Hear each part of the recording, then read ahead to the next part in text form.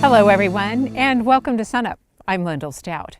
We join you today from a stop on the wheat tour in Dewey County.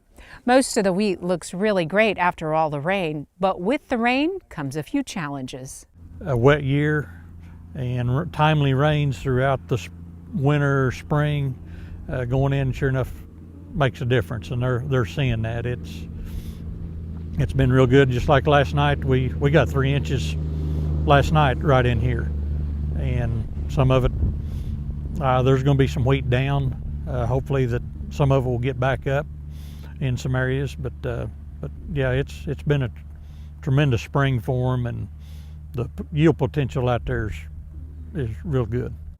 We'll have more from the wheat tour in just a moment, but first we're talking summer crops.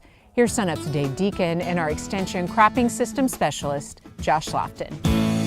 Depending on where you're at in the state, you've had a lot of rain over the past couple weeks, and Josh, that's really impacted the summer crops. Yeah, I mean, we've seen pretty much throughout the state that our planted acres, or what folks have been able to get in, is relatively low. Now, what is in is really good, but we've had quite a bit less actual planted acres than we'd like to see at this time. But Dave, it's not just the rain; it's also been the temperatures. We've been really cool these last couple weeks. You know, our typical prime planting periods, if you look at soil temperatures, they've been around 58 to 60 for our 3-day average, and so we see kind of that kind of situation leads a lot of growers to be a little hesitant to go in and put some seed in the ground, and the seed that we have been able to put in the ground has been relatively slow out of the ground. So kind of really nice conditions, getting a nice good soil profile of moisture, but it's really slowed us down quite a bit. This is kind of the prime time for planting over the next few, well, this kind of 2-week period here. What if we don't get the seed in the ground during that prime period? When is too late? That's my question. Yeah, so too late is always a weird term, because it's never too late to get everything planted, especially if you have good conditions. As we start to warm up over the next week or so, then the plants will start to really come out of the ground really quickly, really get early season growth. But the big question we always have with later planted is, what's July going to do? And that July and early August are what really gets us. That's typically when a lot of our crops planted a little later, especially during the second, third week of May, are going through reproductive growth during that time. They're very sensitive to heat. They're very sensitive to drought. They really need to be coddled a little bit and really kept nice. And if we have a really rough July with no rain, 100-degree temperatures for a prolonged period of time, we see a lot of our yield potential go down substantially. So when asking the question, what is too late, it really depends on what's going to happen a couple of months from now. But it does look like some things are growing in the summer crop fields right now, these weeds. Yeah, that's going to be probably one of our biggest challenges this year. We have a lot of pests in our summer crop fields, and weed management is going to be one of those big issues. If you have a field that is notoriously weedy and that hasn't been planted, we might want to go back in with that second round of burn down before we go into a pre-plant program. This is going to be, with all this moisture, with this rising heat, we are going to see a lot of weeds start coming out of the ground. So, and the unfortunate thing is, depending on the weed, they typically outgrow our crops early season. So that's why they are weeds, and they have that kind of that mechanism to them. So we really need to make sure, especially this year, that we're starting out clean. We got a good pre-plant herbicide program that's going to be very critical to make sure we're successful on throughout the rest of the season. So as we move through the next couple months, there's an opportunity with more insect pressure too, correct? Yeah, and we're actually already starting to see some of our insect pressure. We're starting to see a lot of our worms starting coming into some of our corn and sorghum areas. We have seen reports of a lot of chewing and a lot of feeding. That's one thing that you're going to want to address. Most of the time we're seeing worms right now be very small, and so they're easily controlled. What we don't want to see is them get out of hand, because if they grow bigger, or if they just continue to feed on that crop, they can just completely destroy that crop, and it'll be a loss. So one thing that we're going to have to watch really really early here, and based on everything else, with as green as it looking like this summer might be early season, that's always that telltale sign that we might have other pests start coming in when we get a lot of the road ditches and the tree line areas are really green. That's where a lot of our pests can kind of sit and wait for that crop to get ready and then move into that crop field. So plant now and pray for July. We can only hope, Dave. We can only hope. Thank you much. Josh Lofton, Cropping Systems Specialist here at Oklahoma State University.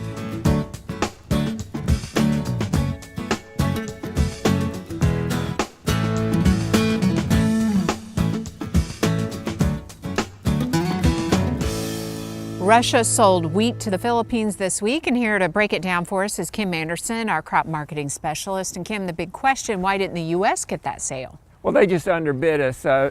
First off, it's animal feed wheat that they sold into the Philippines. They sold it for about $200 a metric ton. That's about $5.44 CNF. In other words, delivered to the Philippines. The United States, you look at the mileage, it's about 10,600 miles from the U.S. That's Houston to the Philippines. It's about 11,400 or so from Russia. So the freight and cost about the same there. I'd say a dollar a bushel to get it to the Philippines. So that gets that price down to $4.44 FOB on the vessel. If you back it off to Oklahoma wheat, it takes about say $1.44 just for even numbers to get it down and on that ship. So we'd have to bid $3 for a feed wheat to compete with Russia. That's why we didn't get the sale. But the good news is it's feed wheat and it's still being delivered in July and August. And what it tells me is that Russia is emptying their bins, getting ready for a big crop. Well, let's talk about U.S. exports and whether they're meeting projections. I think they are. You know, I've heard some, comments that we just didn't have the export demand this year, and we didn't for a while. It picked up. You look at all U.S. export sales, 9% above last year. It's projected to be up 5%, so we're good there.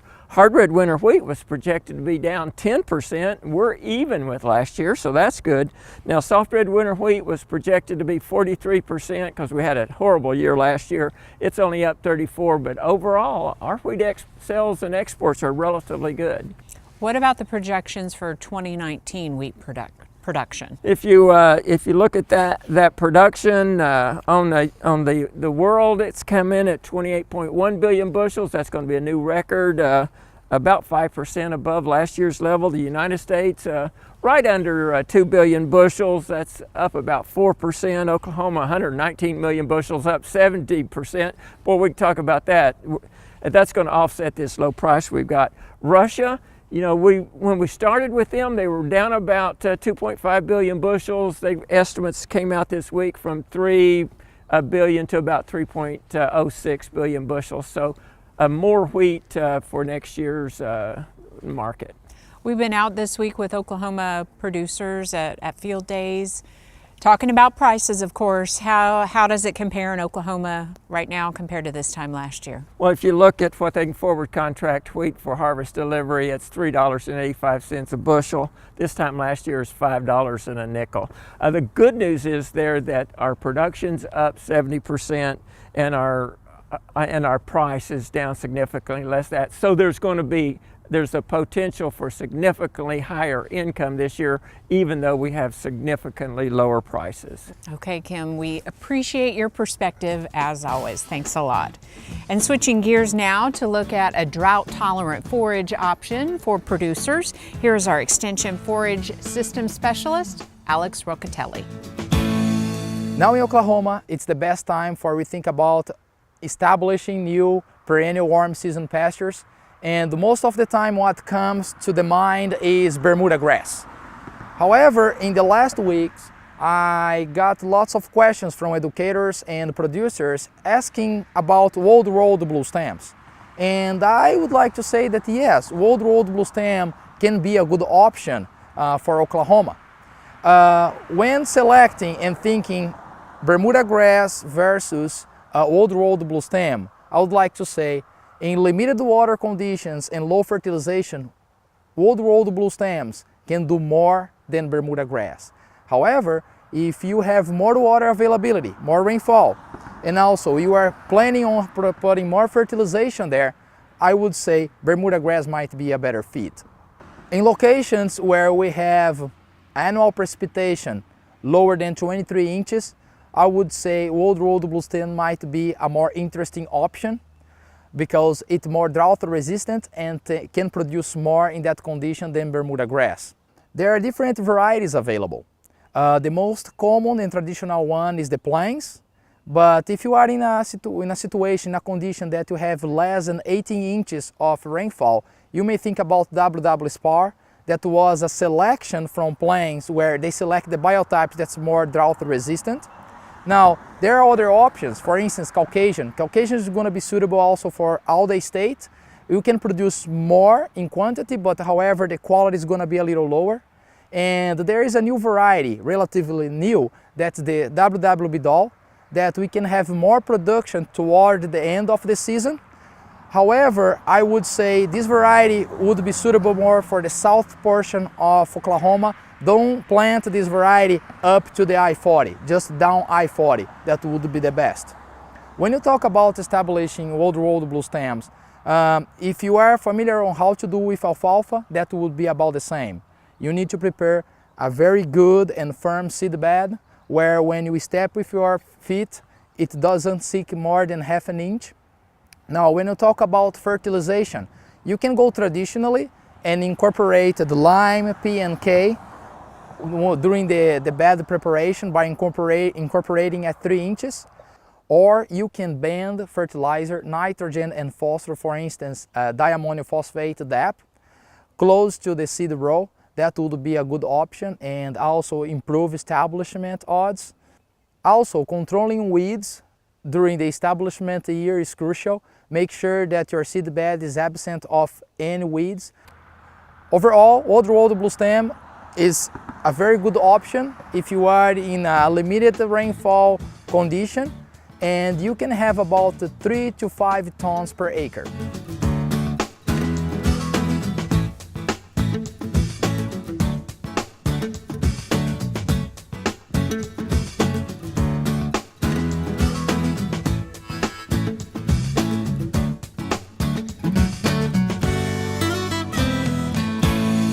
Welcome to the weekly Mesonet weather report.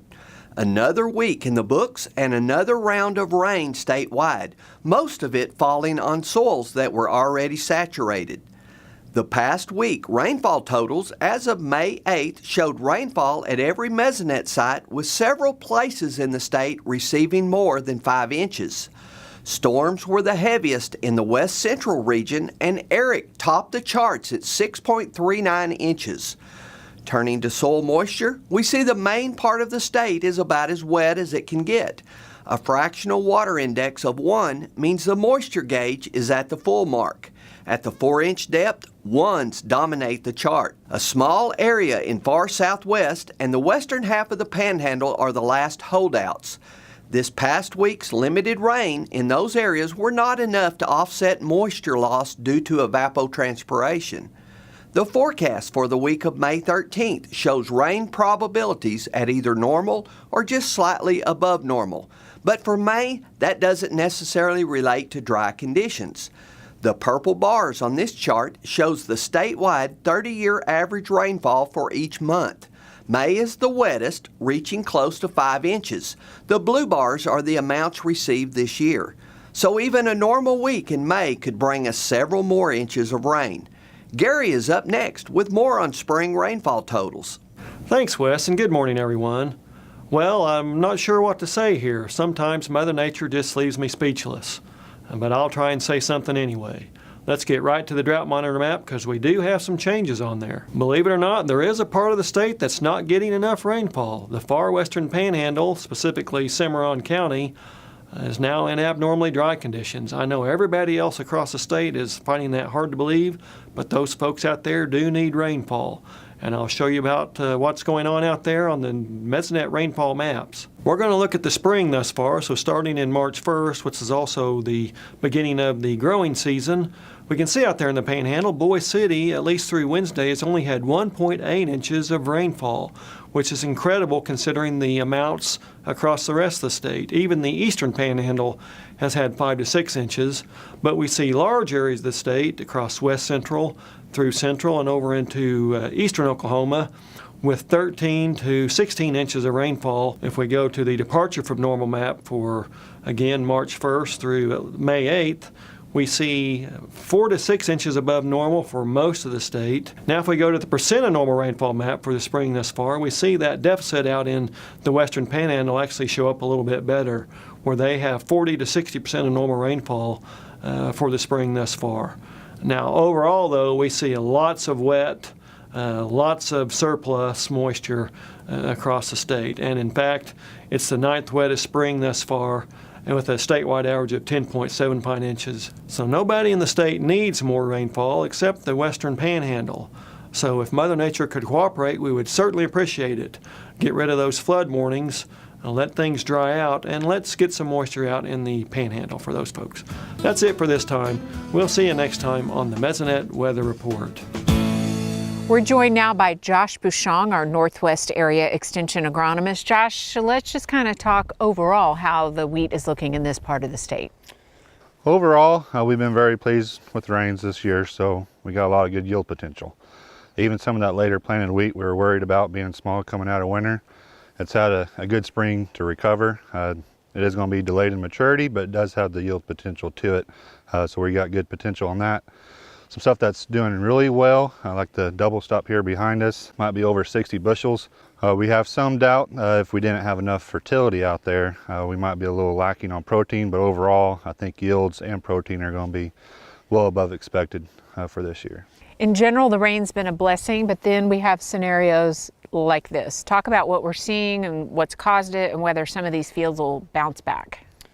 So some of these big storms we've been getting, we got a lot of heavy winds, heavy rains, wind-driven rain, and we have this crop when it's at its heaviest, setting these berries on top, and so it's very easy to lodge, kink over. If it's very severe where the stems are kinked, more than likely it's probably not going to bounce back, but if you look out there where it just kind of bend a little bit, it can recover from that some. There are some varietal differences. Some have a stronger straw strength to the others, as well as high fertility. We usually see more lodging as well. And obviously down in the lower portions of fields, if water is actually running across the field, you'll see a more severity of the lodging. Any other challenges kind of going on with the crop right now? Well, going into spring this year, overall we're very light on disease pressure, but we are starting to see it ramp up a little bit. So we have been seeing powdery mildew and stripe rust on low occasions across the region, and then some tan spot septoria down low. The powdery mildew in some fields is starting to creep up in the upper canopy up to the flag leaf, as well as the stripe rust on susceptible varieties. And then this week we are starting to see some leaf rust out there. So that's a big concern for us, especially getting this late in the year. We're kind of almost to the point where we can't really apply anything to keep that flag leaf healthy, to protect that yield potential we do have. But there are some fungicides, so get with your county educator or your chemical sales rep and see what options you have. Some products we can apply after it's headed, after it's flowered, up to that watery stage in that kernel. So we do have some products. Be sure to also look at if there's any pre-harvest interval restrictions on those products. But keeping that flag leaf is going to be pretty critical to finish out that crop. So get good grain quality. We want to make sure we protect that, as well as yield potential, filling those berries if we don't shut down too early with that leaf rust. What's the best case scenario for growers between now and harvest? What do we need to happen so that we can make the most of what we're seeing besides this lodging here? Most guys are pretty well set on, good profile of soil moisture. Probably won't hurt to get another one. Obviously we don't want hail and wind and tornadoes, any severe storms, but good filling conditions are, moderate temperatures, hopefully stay in the 80s if we can. Just get those temperatures back up, get this crop to finish out. We've been filling very well so far in this filling period, so hopefully it just continues. Let's hope. Okay, Josh, thanks for your time today. We'll see you again soon. Thank you.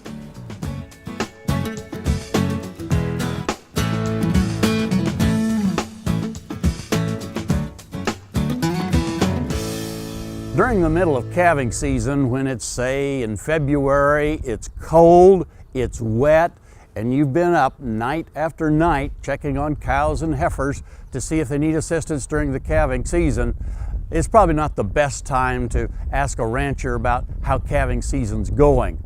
But now that calving season is basically behind us, I think this is an excellent opportunity to look back at this past calving season and see what problems we had and what changes we might make between now and next spring to alleviate some of those problems. First thing I'd do is get out my calving book, look back at the notes that I've taken.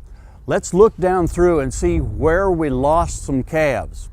Did we have those calves that we lost right at delivery, right at the calving time?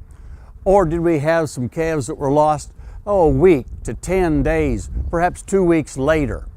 As we look back through our book, I think that can give us some ideas of things that we need to re-examine for next year. For instance, if most of our death loss is occurring right at calving, right at delivery, then I would suggest we take a real hard look at our sire selection. Let's make sure that from now on, we're working harder to choose those bulls with low birth weight EPDs, calving ease bulls that perhaps will decrease the incidence of calving difficulty. Number 2 on that list, also, I would really take a close look at our heifer growing program. Are our heifers calving out at about a body condition score 6? And that just means that they're in good moderate condition at calving time. They're properly developed, as big as they need to be, gives them the best chance to have that calf in a situation where they're strong, the calf is strong, and we have the delivery taking place either unassisted or with some slight assistance. If our calf loss that we see in our record book is showing up later, a week to 2 weeks later, that indicates probably we have an issue with calf diarrhea. And in the situation where that's a cause of a lot of our losses, then I think we need to re-examine where we're calving these cows out. Are we using the same trap and the same pasture year after year after year? And perhaps there's a buildup of the organisms that can cause calf scours in that area. Perhaps it's time to go ahead and give that pasture a rest, move to a different trap for calving for a couple of years, and see if we can break the cycle of those organisms causing those particular diseases in those calves. Certainly, I think that if you'll take a good hard look back at this last calving season, and then we have time to make some changes before next spring occurs, we'll have a lot better calving season next year. Hey, we look forward to visiting with you again next week on SUNUP's Cow-Calf Corner. Well, rain, rain, rain, and more rain. So, Derrell, how's this rain impacted cattle markets?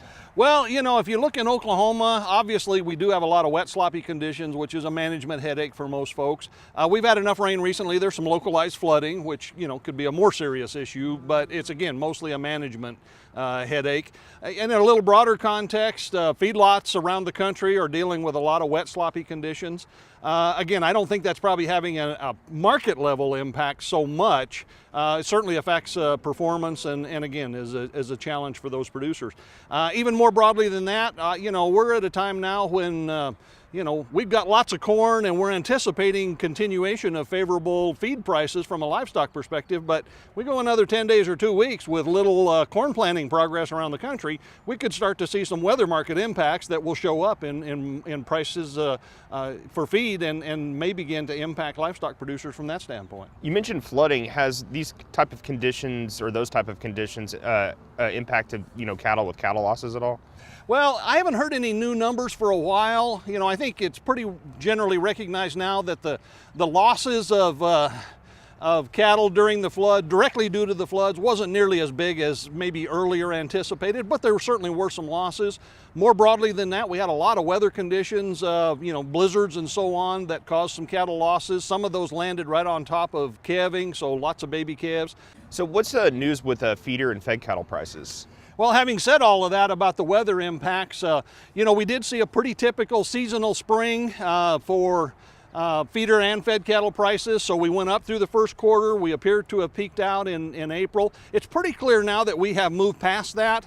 We've seen a significant drop in fed cattle prices here in the last 10 days or so. Feeder cattle prices also look like they have generally peaked, especially for the lighter weight cattle, although again, there's still a little bit of grazing demand that perhaps is a little delayed because we're kind of slow getting out on pasture. Yeah, well, speaking of the summer, you know, grilling season's going to be kicking off pretty soon if it hasn't already. The weather's getting warmer. So how is beef demand looking this season? Well, we saw pretty good evidence of the grilling demand, you know, again, a month ago. With the buying getting in place for starting with Memorial Day weekend, that all takes place about a month ahead of time at least. And we saw that with boxed beef prices moving up to that, you know, early April to mid-April peak. Again, those boxed beef prices now have come off of that. Part of that's because that initial wave of buying is done, although, you know, again, summer demand looks pretty good. The other thing is that seasonal increases in beef production are really kicking in now. So we're seeing bigger slaughter numbers. The weights are slowly at least matching last year's levels. They're not as much down as they were. So we're going to see more tonnage on the market, and that's going to pull us down seasonally. But all of that said, it looks like the beef demand has held very good this year. All right, thanks, Derrell. Derrell Peel, Livestock Marketing Specialist here at Oklahoma State University. That'll do it for us this week. Remember, you can find us anytime on our website at sunup.okstate.edu and also follow us on YouTube and social media. From Dewey County, I'm Lyndall Stout. Have a great week, everyone, and remember, Oklahoma agriculture starts at sunup.